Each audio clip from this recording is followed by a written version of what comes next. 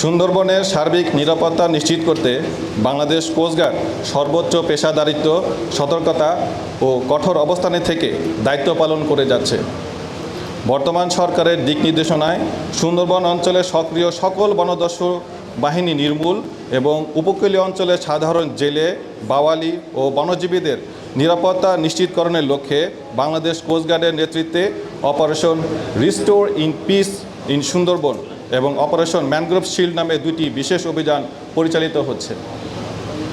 উক্ত অভিযানের প্রেক্ষিতে গত 12 ফেব্রুয়ারি 2026 হতে অদ্যাবধি 49টি দেশি বিদেশি আগ্নেয়াস্ত্র, 10 রাউন্ড তাজা গোলা, 316 রাউন্ড তাজা কার্তুজ, 108 রাউন্ড ফাঁকা কার্তুজ, 194 রাউন্ড এয়ারগান গোলা ও 2টি ওয়াকিটকি উদ্ধার এবং 42 জন বনদস্যুকে আটক করা হয়। এ সময় বনদস্যুদের হাতে জিম্মি থাকা মোট 41 জনকে জীবিত উদ্ধার করে প্রয়োজনীয় চিকিৎসা সহায়তা প্রদান শেষে নিরাপদে তাদের পরিবারের নিকট হস্তান্তর করা হয়েছে। এছাড়াও সুন্দরবনের কুখ্যাত ডাকাত ছোট সুমন বাহিনী ও তার সহযোগী সহ মোট 60 জন সশস্ত্র অস্ত্র ও গোলাবারুদ সহ কোস্টগার্ডের নিকট আত্মসমর্পণ করে। বাংলাদেশ কোস্টগার্ডের ধারাবাহিক ও সফল অভিযানের ফলে সুন্দরবনে সক্রিয় বিভিন্ন দস্যু বাহিনী বর্তমানে ব্যাপকভাবে কোণঠাসা হয়ে পড়েছে। কোস্টগার্ডের কঠোর নজরদারি, গোয়েন্দা তৎপরতা ও নিয়মিত অভিযানের ফলে দস্যুরা তাদের কার্যক্রম পরিচালনা করতে ব্যর্থ হচ্ছে, যার ফলশ্রুতিতে সুন্দরবনের কুখ্যাত ডাকাত বড় জাহাঙ্গীর বাহিনীর 3 জন সক্রিয় সদস্য দল থেকে বিচ্ছিন্ন হয়ে কোস্টগার্ডের নিকট আত্মসমর্পণের সিদ্ধান্ত গ্রহণ করে।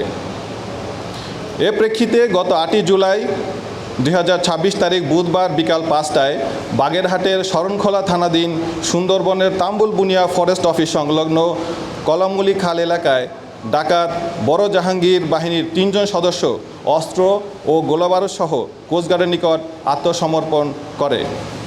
এ সময় তাদের কাছে থাকা 2টি দেশীয় 1 বন্দুক, একটি দেশীয় পাইপগান, 40 রাউন্ড তাজা কার্তুজ ও একটি ওয়াকিটকি কোস্টগার্ডের নিকট জমা প্রদান করে। এছাড়াও উক্ত সময় ডাকাত সদস্যদের নিকট হতে জিম্মি থাকা একজন জেলেকেও উদ্ধার করা হয়।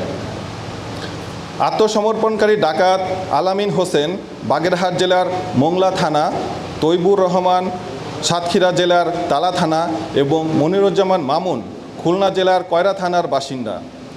বড় জাহাঙ্গীর বাহিনীর সদস্য হিসাবে তারা দীর্ঘদিন যাবৎ সুন্দরবনে ডাকাতি সহ সাধারণ জেলে ও বাওয়ালিদের জিম্মি করে মুক্তিপণ আদায় করে আসছিল। জব্দকৃত অস্ত্র, গোলাবারুদ ও আত্মসমর্পণকারী ডাকাতদের পুনর্বাসনের ব্যবস্থা সহ পরবর্তী আইনানুগ ব্যবস্থা গ্রহণ ও উদ্ধারকৃত জেলেকে পরিবারের নিকট হস্তান্তরের কার্যক্রম প্রক্রিয়াধীন রয়েছে। প্রকৃতপক্ষে বাংলাদেশ কোস্টগার্ডের নিরলস অভিযান ও কঠোর অবস্থানের কারণেই সুন্দরবনের সক্রিয় দস্যু বাহিনীগুলো অনেকটা দুর্বল ও বিচ্ছিন্ন হয়ে পড়েছে। সুন্দরবনের সকল সক্রিয় ডাকাতকে দস্যুবৃত্তি পরিহার করে বাংলাদেশ কোস্টগার্ডের নিকট আত্মসমর্পণের মধ্যে দিয়ে স্বাভাবিক জীবনে ফিরে আসার জন্য আহ্বান জানাচ্ছি। যারা স্বাভাবিক জীবনে ফিরে আসতে ইচ্ছুক, আত্মসমর্পণের পর ঊর্ধ্বতন কর্তৃপক্ষের মাধ্যমে তাদের পুনর্বাসনের সুযোগ প্রদান করা হবে।